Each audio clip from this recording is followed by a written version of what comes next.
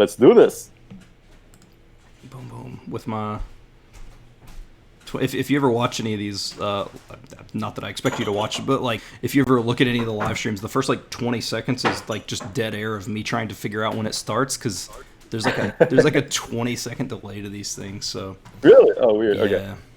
Fair enough. Well, that makes sense. But I'm already impressed enough that the quality it just seems even better than Skype or whatever. Oh yeah, with Google Hangouts and stuff. It seems pretty good. Yeah. And we are all right. We are up. What is going on, everybody? Welcome to another video here. I am here with Gabriel Silva, which I am super happy about. I haven't watched Gabriel in a long time because I didn't realize that he was still making videos for the past year. But I've been watching Gabriel for a long time, or had up to that point. So, but I'm very happy to have you here. I will let you do. I feel like most people, if they've been around the YouTube spectrum for a long time, you're one of the larger language channels, but I'll let you do a small introduction if you would like, and then we can get rolling. Sounds good. Okay, cool. So I, for whoever doesn't know me, basically I was born and raised in Brazil. I live in Vancouver, Canada. And I've been here for a while, so I'm also Canadian. And I absolutely love languages. I love traveling. Right now, it's just a little bit harder to travel, though, unfortunately. Yeah. But I'm really passionate about learning languages. But my focus is really to try to learn to ultimately connect with people. That's really what I'm all about. So there are some languages that I took, very seriously, and the learning very seriously, and I dedicated myself quite a bit to learn them as best I could. And but I've dabbled in a lot of languages, and in those I've learned just like I've gotten maybe to A1 or just learned a few sentences just to like start conversation with people who spoke them. And but yeah, like I have a lot of videos that interacting with people on the streets of Vancouver or Paris or different places in Europe. I like that Vancouver seems like it's a hot spot for because that's where Steve Kaufman's from, and it's just like there's somebody else from Vancouver. Maybe I'm just thinking of Eric from Link, but it seems like Vancouver's like a hot spot for like some language learners and stuff, like even YouTube language learners. I guess, yeah. I'm friends with Steve, and we've done a lot of videos together, and he's and we did videos over Skype, even though he's in West Vancouver, but for obvious reasons. Right. We did a couple videos on Friday, and yeah, he's just such a great guy, and of course, like a legend in language learning. So, but yeah, like Vancouver is just kind of like sort of.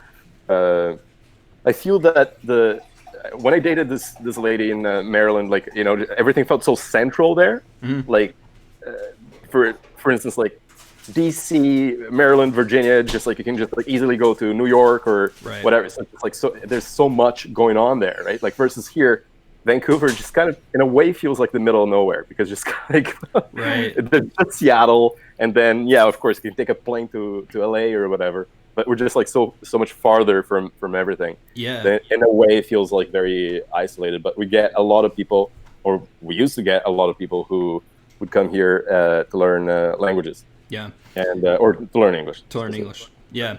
And I'm going to go ahead and jump into, because there were some questions that came through, so I want to go ahead and hit these up, and then we'll get into whatever. So I have some questions here. The first one specifically is, how did you learn English? How did I? Mm-hmm. Oh, so basically, I'll try. It's kind of like a long story. Like I tell it all the time on my channel. But long story short, I at the age of 10, I started this one English course in Brazil, and it was basically like whoever's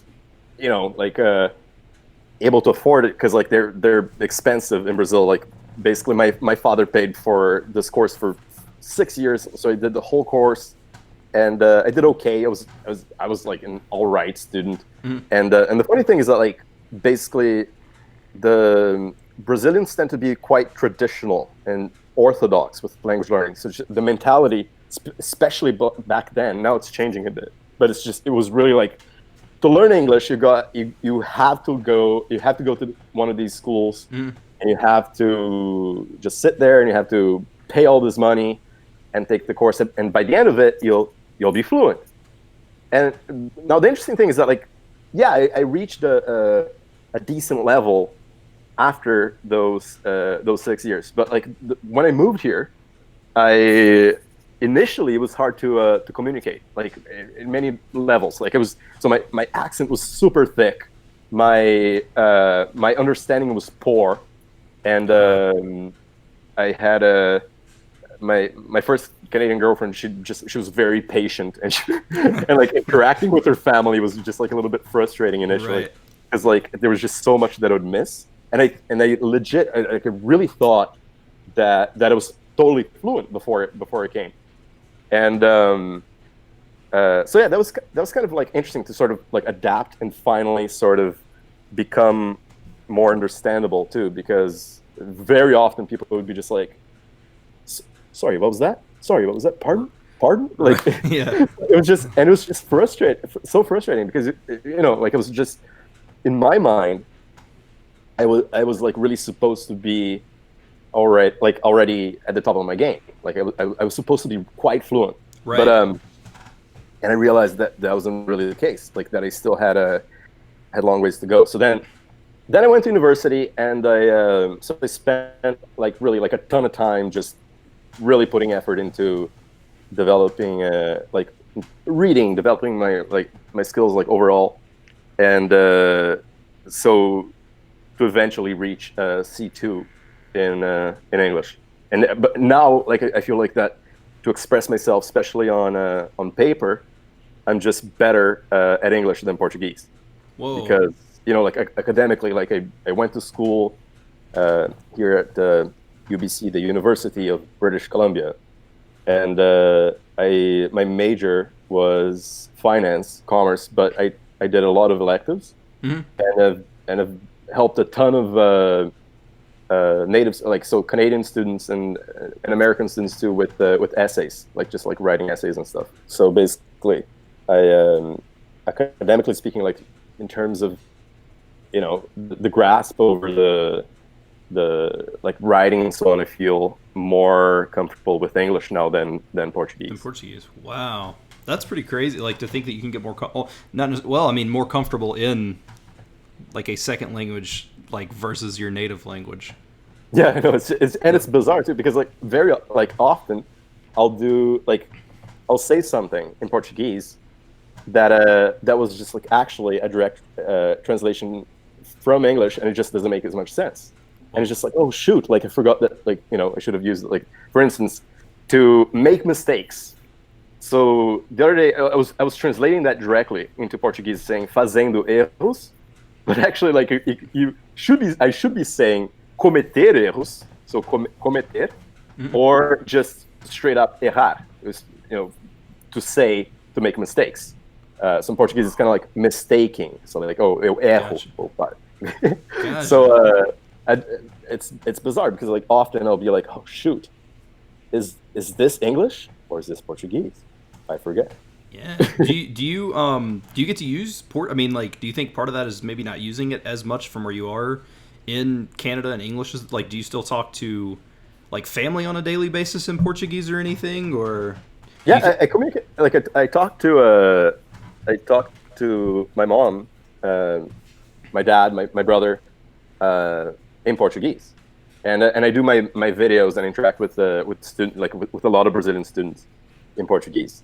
But I guess it's just really that every now and then it's not like I struggle to communicate in Portuguese, but it's just that like my first language became English in a way. Right.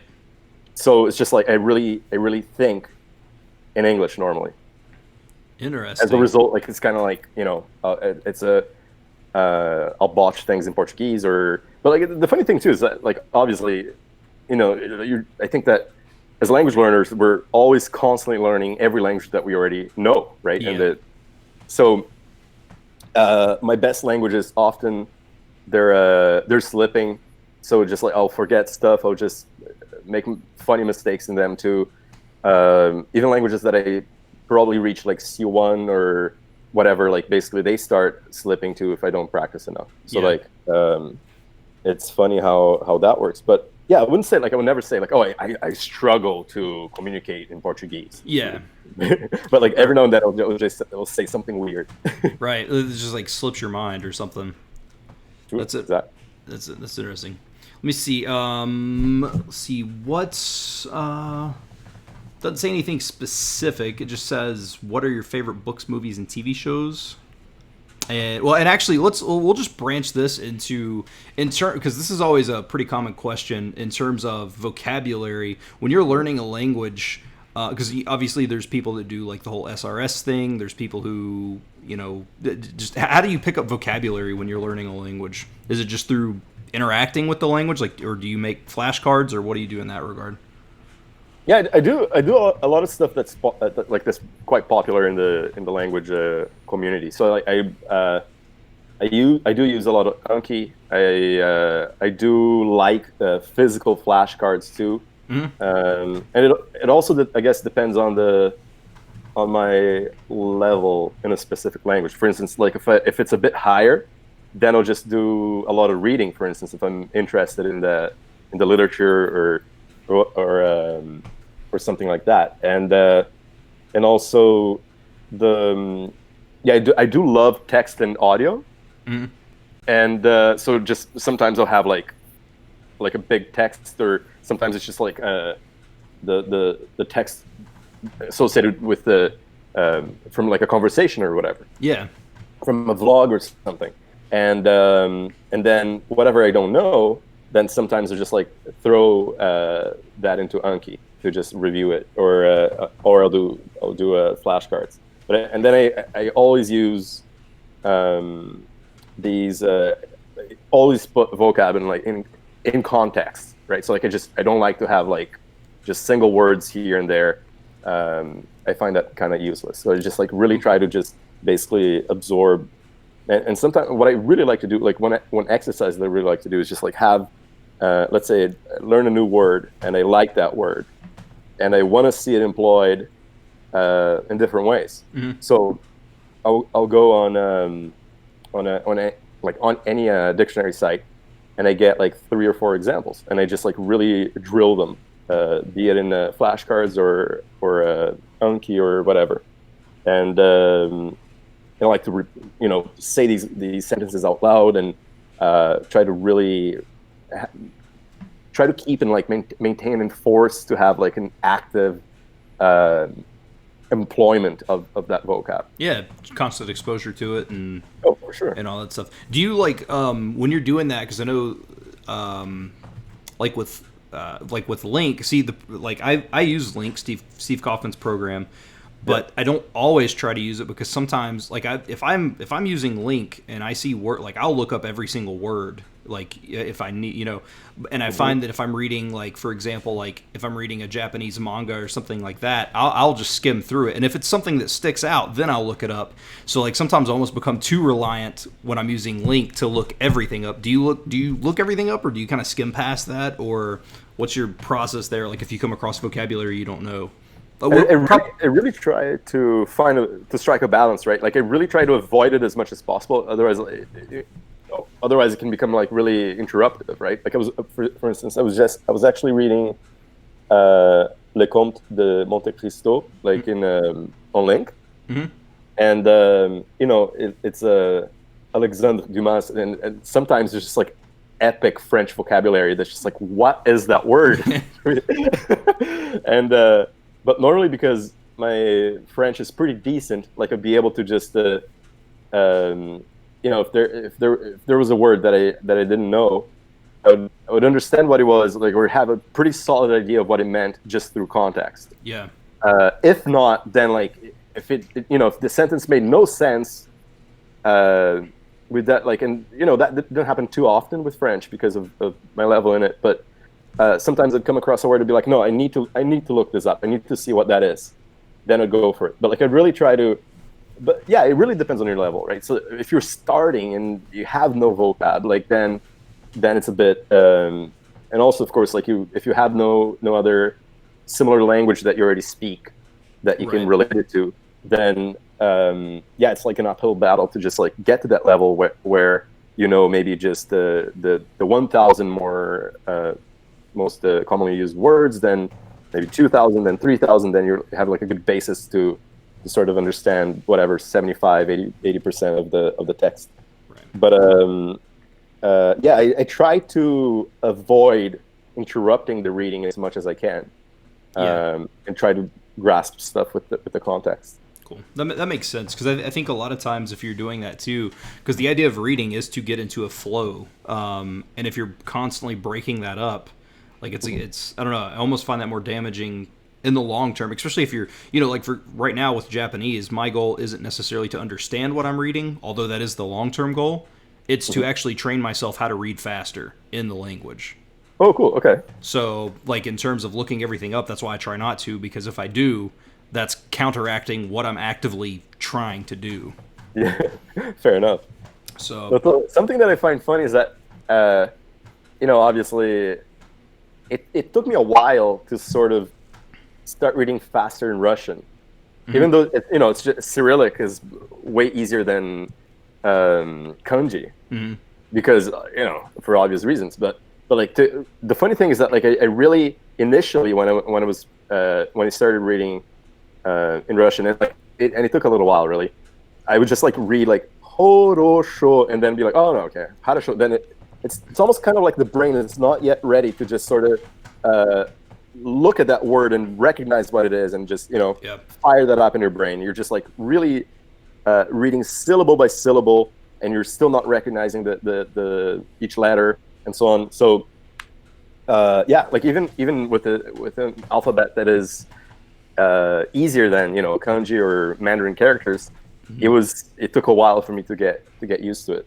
Yeah, and the thing too with Russian is that like where I struggled when I dabbled in Russian was I struggled with the pronunciation of the words simply because if the syllable is stressed, that letter can be pronounced differently.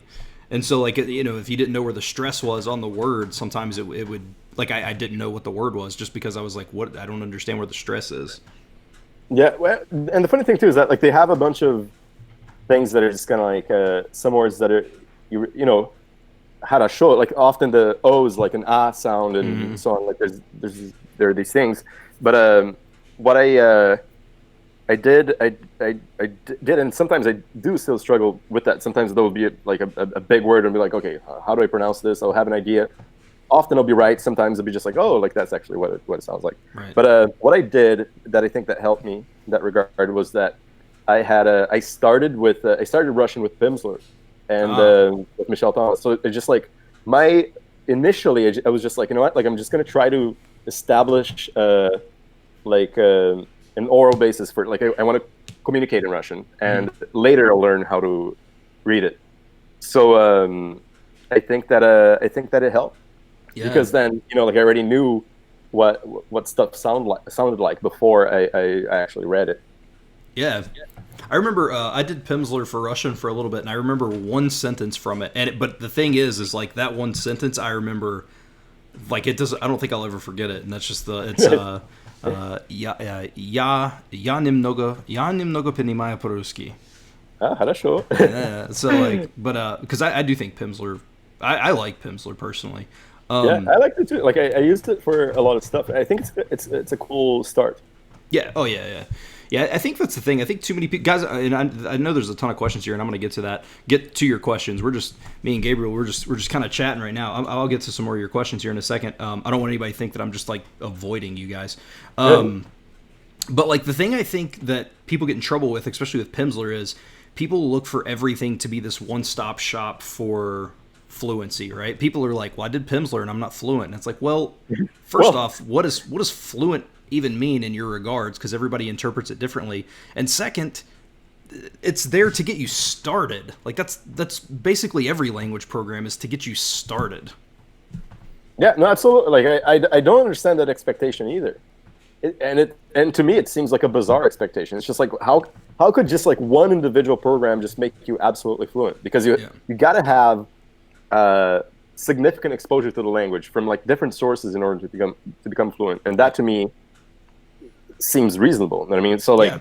any program, like I think that so many apps and programs are going to be very valuable at some point in your language journey, right? So like, so I think that Pimsleur, if you pair up, for instance, even Michelle Thomas, Pimsleur, Duolingo, Memrise all together, you're gonna have like a pretty good start. Yeah. You're basically gonna have like a decent little vocab, like you're gonna have a basis, and then from there, there's so many. Then maybe you can move on to link, go for text and audio already, like see if you can like already handle intermediate texts or and conversations and so on. So, and I think that like personally, I really like to try to breeze through the basics as quickly as possible, right? And not really focus on things that I find useless. For instance, like like so often in language courses and books, especially these more traditional ones, they have like such useless crap, like bathroom items. Let's just like like it's just like when are you gonna use, when am I gonna say like toothbrush in a conversation? Right. Or soap. Oh, I need soap. Like it's just that's like very very like low frequency vocab that I don't worry. Like I'm not gonna worry about learning this until like later on in the game. I want to just like be able to express myself in a conversation first. Then worry about this stuff. Yeah. So so for that. And that's what I like about Pimsleur. I find Pimsleur to teach very relevant vocabulary in terms of getting you starting speaking quick. Like it's stuff that you're going to be more often than not. Like you would use that before you would use, something learning about an ant or a pig or, you know what I mean? Like some of the random vocabulary that that you get taught. No, absolutely. No, like the funny thing is that like I totally agree. There are certain things that are common, like in Pimsleur, that would sometimes like annoy me in a way. It's just like like the like a bit more specific. For instance, I don't know, like I talked to my sister about blah, blah, like, or they get more into family members or whatever, and it's just like, well, like there's probably there are probably many things that I would rather learn right now instead of family members or whatever. Right. But no course is going to be perfect and perfectly adapted to your needs and desires. So I think that like you said, like I think it's a good start, and it does help you create a basis to get started, and say some stuff. And basically, like normally they start with useful sentences like, "Oh, I speak only a little bit of this language. Do you speak the language? Do you speak English?" So it's just kind of like a nice little initial back and forth that is actually useful. Yep. And I like the way that they teach numbers too, like where they'll teach, you're at a restaurant and you'll take 2 beers, or like I like that it introduces numbers in that regard versus just being like, here's a number chart, learn 1, 2, 3, 4, 5, 6, 7, 8, 9, 10. Like I like the way that they introduce number, and then once you get to the higher numbers, it'll be like, oh, this costs 500, whatever. You know what I mean? Like I do like the way that Pimsleur introduced, because numbers are one of my least favorite things in languages. Like I hate getting to the time telling part and all that stuff. But I find Pimsleur does, in my opinion, a pretty solid job at least at making it relevant. You can attach it to something else outside of just, all right. Yeah, I totally agree. No, that's true. Like, and I like the fact that they don't even do it in order. So like they'll be like, 7 beers, or I don't know, like, or $7, and then they just like, but with the spaced repetition timing, it's pretty cool to make you like remember the.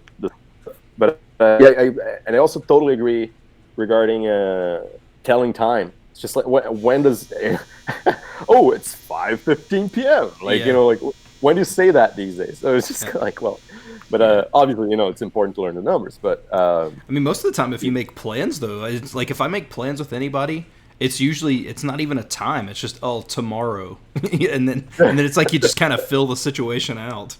No, yeah, of course. Like, or at dawn, meet me by the church. I don't know. Just Yep. But no, yeah, I think it's yeah, they do it in a way that is kind of clever. Yeah. Instead of just like, oh, let's just sit here and learn one, two, three, and that's just also so boring. So it's just like really nice to have the context. Yeah. Well, So I yeah, noticed I agree. it's see, I learned one like uno dos tres cuatro cinco like the whole 1 through 10 in Spanish. I remember that. But the problem is from where you learn them sequential like that, you can't recall the number unless you say the sequence, and then you're like ocho eight. Like you know what like. Yeah. So I find that learning them out of sequence like that actually helps. Same thing with days of the week. I find days of the week, like if I learn them separately, I can recall them easier because I'm not reliant on having to say every day of the week to get to the point where I need to be. You know what I mean? Yeah.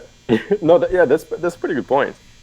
And yeah, and that even reminds me, like sometimes, like for instance, if I were, whenever I was really focused on whatever, like learning a specific, like like a couple sentences in a specific language, right? And it was just like drilling that for various reasons. First, for vocab, or for just like absorbing the structure of the language, or also pronunciation. So trying to tackle a bunch of things at once. So just, and sometimes I would just like, you know, not be able to remember the second sentence instead, like unless I said the first. So it's just funny how memory works, right? Because like you're just then like obviously like that, you know, you don't want to just like memorize sentences in the language without understanding the structure, but like that that can help learn some vocab and so on. That has some benefits. Yeah. So context is important. Right, for sure. I know that we both are into that, and this next question actually kind of gets into the, or you can actually take it into the idea of dabbling because of adding a language. But this Alex Trotman says, "How long should I study Spanish before?" My dryer is like really wanting me to know that my clothes are dry. Sorry, guys. It says, That's good. how long should I study Spanish before adding in Portuguese? It says, I'm 15 years old and lower intermediate in Spanish. Nice. Well, like personally, here's what happened when I was learning Italian, and I already spoke Spanish probably at B2 or C1, something like that, and then I started learning Italian and Dutch at the same time, and the Italian, I was making a huge mess in my head between Italian and Spanish. Like I remember I met this one amazing opera singer from Italy, in Vancouver, and it was just like, you know, just trying to tell her stuff in Italian, and I just kept like remembering things in Spanish, which was a little bit frustrating. So what I feel like is that like when you're still learning a language, so if you decide to learn two languages at once, it's probably better to have them like a little bit more different, right? So like, you know, like I learned German and French at the same time, and then later Italian and Dutch. So and that was better, I personally found. So like, so I'd say, you know, you can experiment and get started.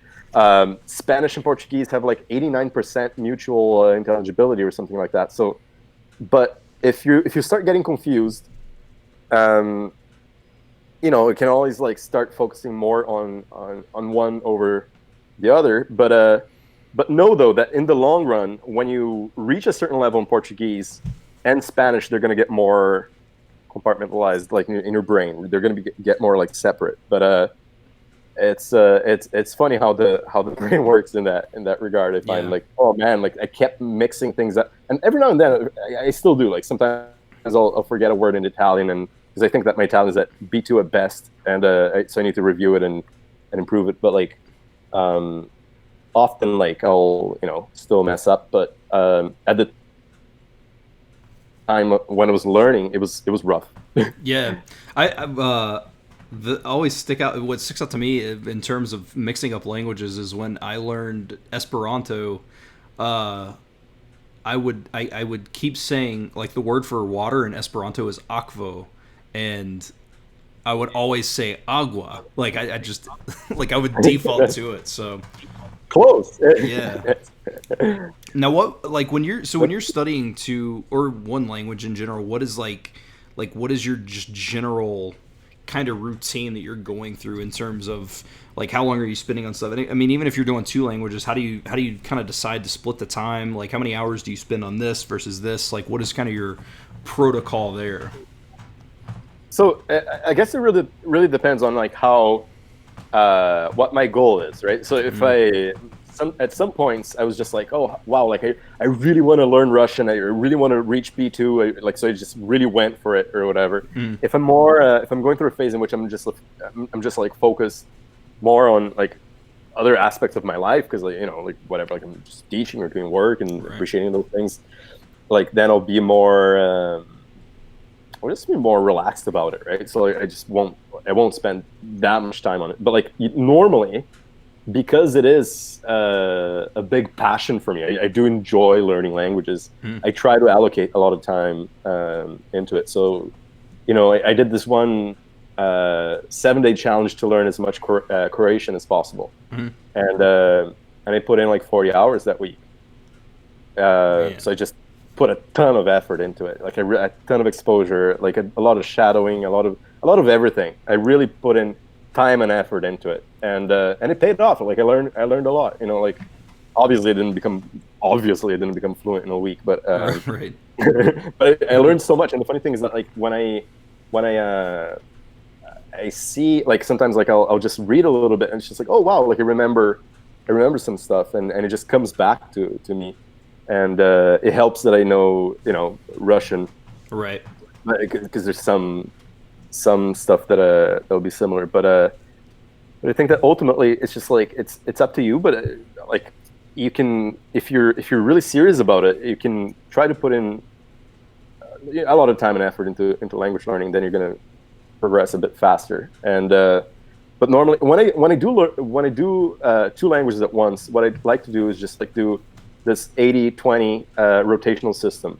So I spend really 80% of my time and effort into one language, and only 20% into the other language. So that I can get enough progress done for that language at 80%, and then whatever, like after a month or so, I flip them, and then I just like dedicate 80% to the other, and then 20% to the original one, so that I don't really lose that much of it. Yeah, that makes sense actually, and probably that's a good way to keep it fresh too. So you don't, because I know people get burnt out really quickly, so that's a good way to keep from getting burnt out too, because you're spending a majority of time on that. In terms of when you're learning and stuff, what's this is another question from the side, but when do you know it starts? It's the question is, when is it? How do you know when it's time to start learning a new language, or know that you're capable of learning a new one without forgetting the others? That's a good question. Well, I would say, like, I really find that I never really forget a language. Like, it's still in your brain, Like, for instance, like I said before, obviously the languages, like, they slip significantly if you don't practice. But if you, it doesn't take that much for you to review a bit. They'll come back to you. So I think that there is really no wrong answer. Like it comes to personal preferences, and I was talking to Steve about this on Friday. He was saying how like he likes to try to reach B2 before moving on. He said, because then that's really the level in which like you're not only you can understand a decent amount of the language and express a lot of things in the language too, but I think that it's just really a personal choice, and it depends on your goal with the language. Like, so I personally like learned a bunch of languages at an A1 or A2, and then for me, and that was good enough for me at the time with that language. I'll come back later and for example, like Polish. I think I got to A2. I can't guarantee it, but I think I did. And then I took a break because I was just, doing other languages and reviewing the languages that I know and progressing in them too. But the funny thing is that I do still understand quite a bit of it. Simple stuff, right? Like not very, if I read like this, like a very crazy text, like I won't understand that much. Right. But but it's crazy how much it stayed with me. And I think that like if I were to sit down, maybe in a few weeks I'd be able to get to that A2 and maybe even B1. So I think that ultimately they stay with us, really. Yeah, they don't kind of leave you. And that I know Steve said, and I'm going to say this, guys. I've never had the amount of questions that I have, and I just realized like my questions just refreshed, and I'm still at the top. So here's what I'm going to do, because I've never had to deal with the sheer quantity of questions before. Start asking again. I'm going to let the chat just continue, and I will pick them out as they come through, because there's no way I'm going to be able to go through all the ones that have come through. So post your questions again. My girlfriend may be watching. Nice. Hopefully. I don't we'll see. But I know Steve, so yeah, just post your questions again, because like I said, my questions just refreshed, and I'm still, like, I'm not even a fourth of the way through the chat. So go ahead and post those, and I'll start picking them out as they come through. Or, just pick out some of the ones here and there. Steve, that's what Steve always said, because, like, people are always like, hey, you're going to forget that language. And then Steve always talks about how there are languages he's good at, but every language that he's learned, if he needs to speak it, if it's something he's not great at, if he goes in and just kind of spends maybe a couple of days with it or something, I mean, it just refreshes and you're good. Like, yeah. I don't know if it ever actually leaves as much as you just kind of need to reignite it a little bit. Yeah, no, I fully agree, and that's the way that I feel about it as well. For instance, let's say I get into these patterns because, for instance, let's say there are many languages that I reached. For example, Dutch. I believe I reached B2, and then but that's one language that I neglect a lot. Just in this, not that I like it, but I don't speak Dutch that often. So like often it will slip quite a bit. So. But sometimes when I feel like it, I'm like, you know what? No, today is a Dutch day. So then I go on Link and I get and I do a lot of listening, and reading, and especially specific podcasts that I like, and then after however much time, I'm like, wow, it comes back to me. It comes back to me relatively quickly.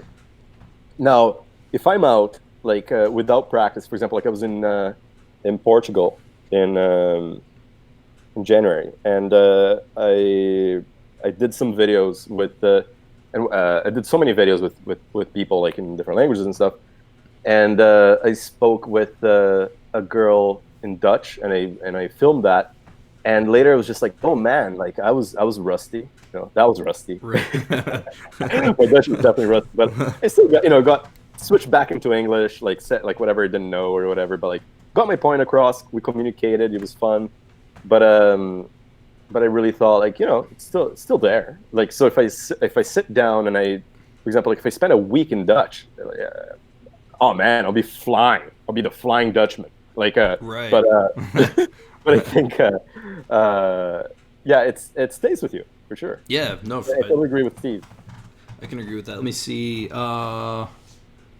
Yeah, my real name is Jonathan. That's a random question. Fair enough. how do you get? You spelled it wrong though. That's not how you spell my name. How do you get? I like this.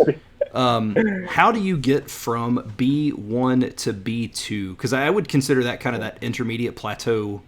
I don't know. I guess people would consider the intermediate plateau maybe B2 to C1, but any kind of in that B1 to C1 range people do start to plateau. So how do you kind of get past, like in the languages that you've hit the B2, and how did you kind of address that and get past that, get from B1 to B2 or even the upper levels? I think I think that B1's kind of exciting because you're already understanding a lot of stuff. Right, so you're really, but then you're still not quite being able to express and say those things, right? But you're able to understand a lot of stuff. So I think that the key is epic exposure. So a ton of exposure to quality content that you really like, that excites you especially. So, and sometimes like I'll tackle stuff that is just beyond my level. So I was just like in Russian, for instance, I was just like trying to read Tolstoy, Dostoevsky, Pushkin, all these Gogol, all these massive writers that is just kind of like, oh wow, like, especially Tolstoy was, I felt like, oh, this is hard, this is very hard, Right. and this is like way beyond my. But I was just like absorbing so much of it, and I was just so excited, like trying to read that, and then I started like suddenly I kind of like started feeling like, oh, you know what, like Dostoevsky is feeling like a little bit easier right now, so I'm just gonna like, I read a couple short stories, and just kept pushing myself, and I think that it's also super fun to just find cool content, like so music and language.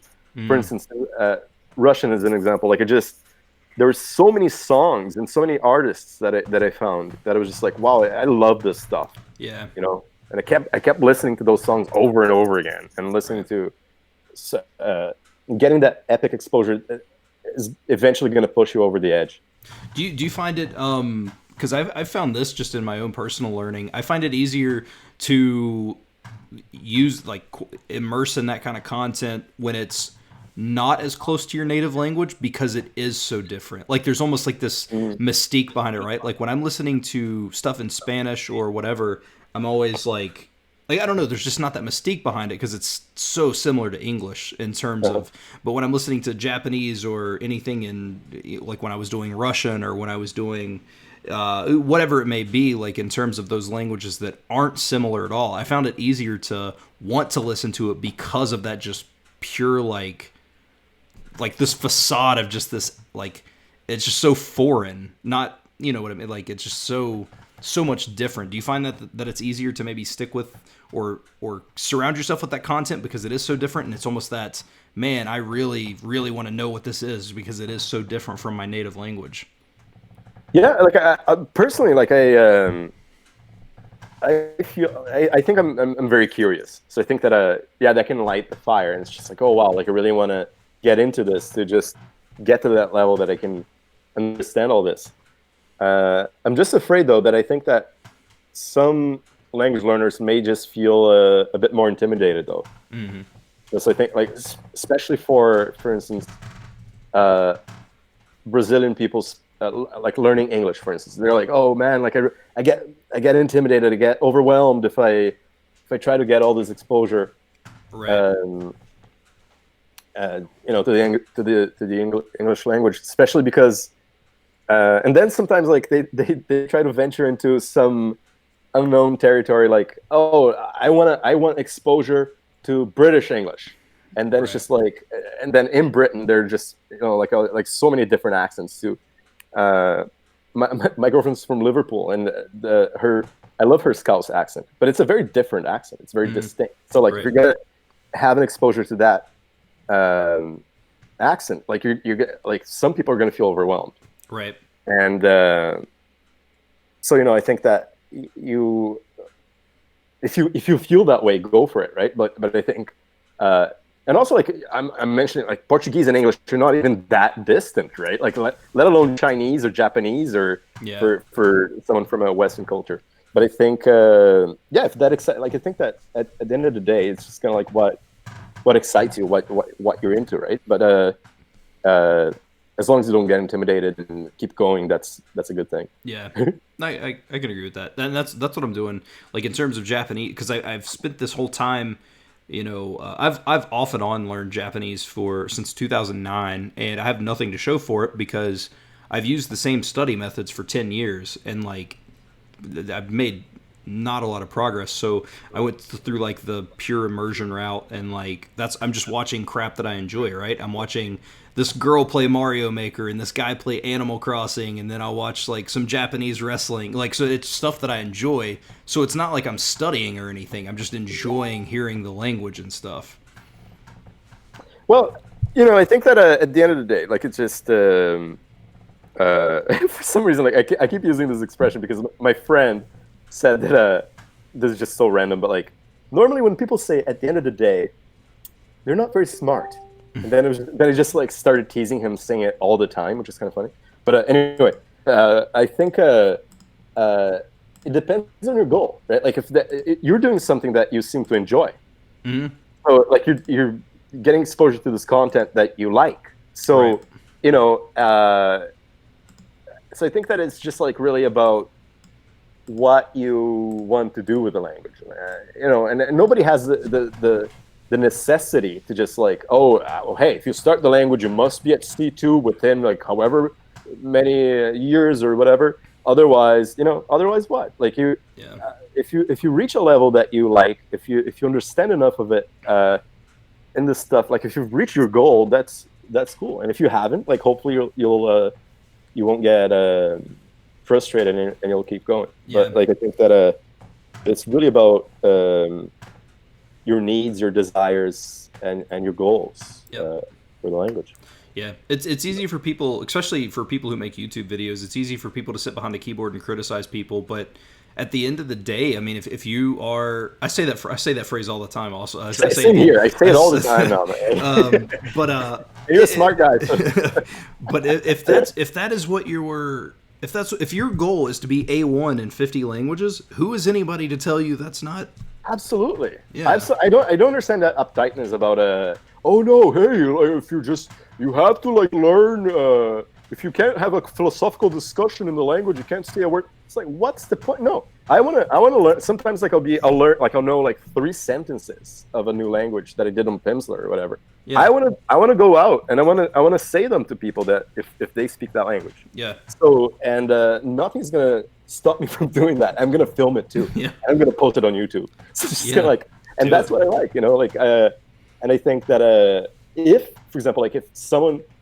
But now, I think that like the real point is that like, and you and I, we were briefly chatting about this earlier. If we can't impose what we want, like onto others. It's just kind of like, well, if I decide, I'm not going to say a word of Japanese until like I get to B2. Mm-hmm. Cool, that's my choice. Yeah. But if instead I want to get to A1 and say a lot of stuff, what's the problem? Then of course, like you won't be able to hold a conversation. But normally, personally, I like Pimsleur too because like they always, like I mentioned earlier, they always teach you how to say, I speak only a little bit of that language. So it's always like the first thing, right? And then you just like say other stuff. So like but yeah, like it's just like I think. It's an individual choice, right? Like if you want to wait or if you want to start talking right away. And that's the thing. Like I went from like my goals have always been I wanted to speak to people, and then I tried to go speak to someone, and I just froze up, and so like I just couldn't do it. But it was like I told you this on Instagram. I said I had somebody who was like, oh, but if you don't speak, you're not going to be able to speak. But in terms of like Japanese is my main language right now. Mm-hmm. I can count on one hand how many times I've had the chance to use Japanese in person. Mm-hmm. So why am I going to focus on speaking versus understand? Because I can control how much content I'm watching. I can watch Japanese all day long. Because all the Japanese restaurants around here are ran by, there's Chinese, there are Indonesian, there's a girl from Romania. Like it's not Japanese people. Like, nice. So like, why not? Do you live anywhere near Arlington? Arlington is probably between 5 and 6 hours. Oh, okay. Yeah, I'm on like the full other side of Virginia. Like I'm actually, fair enough. I'm technically more so like Tennessee and West Virginia than I am Virginia. Ah, nice. Yeah. Yeah, like I have like I thought it was beautiful. It was just, it was just there once. So yeah. Then, but I think that's totally legit. I'll say this, like personally, I think, normally I want to be able to say stuff. I want to be able to connect and eventually have a conversation. And that reminds me of when I was learning Italian again, and I made a friend through mylanguageexchange.com, mm-hmm. and she was this girl from, I think she was from Padova, I think, and the funny thing is that she wanted to get to B1 or B2 in English, and my Italian was just quite like at a very low level. And the funny thing is that like my Italian was just at such a low level, and same with her English, that it was just so hard and frustrating to communicate. And we would like get on a, and the funny thing is, like, I already spoke French, Spanish, and Portuguese at the time, obviously, and but man, it was just like, it was so frustrating that I couldn't communicate in Italian. Right. But, so one thing that really helped me was just like to go through that. I thought, I think that at the end of the day, that was useful. That was to struggle and feel like, oh man, like I feel that burning desire to just, pass through that, like go through that level, or that frustration. And then it was a matter of, like, I think that however many months later, because like I continued putting a ton of effort into Italian, we disconnected a bit. Then once we reconnected, she was just like, whoa, like you're speaking so well now. And I was like, yes, that was dope. That was just so much fun to get to that level. Yeah. And then our conversations were more fruitful, because we could then like express her English developed quite a bit as well, and so on. So I think that, like, obviously if you don't want to, then, or if that's not your goal, like if your goal is, I want to build this like epic level of understanding before I really worry about talking, or if I don't even have the desire or need to talk to people. Yeah. And you don't have to put yourself through that. But like, I think that if you do want to get to the point where you're having conversations and so on, then you want to give it a try. Like, even Yeah. That way, like, if I get the chance to speak Japanese at some point, I'll at least have it, because the thing with me is that versus speaking, if I'm internalizing all this stuff and building up this backlog of vocabulary, mm-hmm. it's at least there that I can recall. Like, I'll be like, it's there. You know what I mean? Like, yeah. So if I need to use it, like, I mean, it might take a little bit, but it's at least there. And again, like you said, this is all purely just whatever your people's goals are. Yeah. But like, if I learn, instead of learning how to say 1,000 words and be perfect at them, if I can recall 5,000 words, like, it's just there. The fact that my vocabulary is there, I'll be able to recall it, like, and it just may take a little bit, and that's when you can get to speak. If I see that I'm going to have the chance to speak Japanese regularly, well, yeah, I'm going to start practicing that aspect of it. Yeah. But it's so few and far between right now. So like, I could learn, like, I can go speak Spanish any day of the week, literally by probably just walking outside of my door, like. Yeah. So yeah. In the States, you guys have like such a big community, so it's kind of Spanish here is Canadian French, like how the even though, like, here in BC, we have more Chinese than actually, especially Cantonese than French. Interesting. Crazy. So like in Ontario, like then they got like 40%, like way more French, and in Quebec, obviously, Yeah.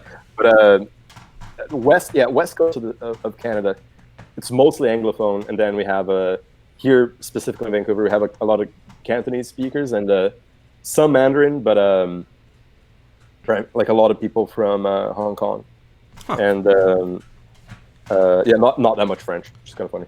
That is because you associate Canada with French, like I said, just like Spanish in America. Oui.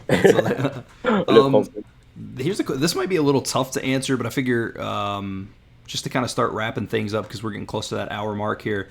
And again, this may be hard to answer, but how many languages do you speak, and what order did you learn them in? I don't know if that would be, because I know that you like to dabble as well. Like if I had to list every language I learned in some type of order, it'd be impossible because it's been all over the place. But like, I don't know, is there a general kind of timetable that you went down there in terms of like, oh, I learned this and then this and then this, or is this maybe all over the place? Well, like basically, yeah, sure that like sometimes Spanish I kind of like learned throughout like passively, and I was always super lazy with it. But then at some point I reached fluency in it because it's kind of like, okay, well, it's close enough to Portuguese, so I know. Right. But I am quite lazy with it, so like I just I don't know if I'm B2 or C1 with it, but anyway, so like I'll go through like a bit of a list of I would say that I got either to B2 or close enough to B2 and let many of them slip for the first 10 or 11. So I'd say, first, obviously, mother language, Portuguese, then English, now English is my best language. Then French and German, I learned them at the same time. Somewhere around there, I also picked up Spanish, so I was fluent in those 5. Then Italian and Dutch, then Russian and Chinese, then Catalan and Afrikaans. And then my Afrikaans is now brutal because I don't practice it that much, but like I had like such a high level of understanding of it that I feel like that I was at least close to B2.